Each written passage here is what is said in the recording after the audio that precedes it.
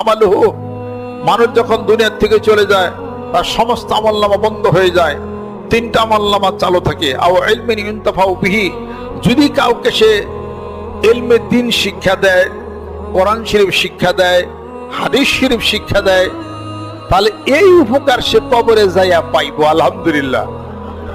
আও মিন সাদাকাতিন জারিয়াতিন, এমন জনহিতকর কাজ, এমন দান, এমন সদকা প্রবাহমান যা সে করে গেল দুনিয়ার বুকে, সেই সওয়াবগুলি সে পাওয়া শুরু করবে আলহামদুলিল্লাহ।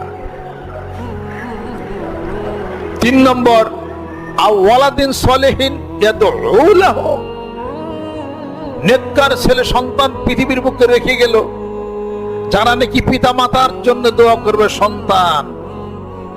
সন্তান পিতা মাতার জন্য যা কানবে, অন্য মানুষ কি তাই কানবে?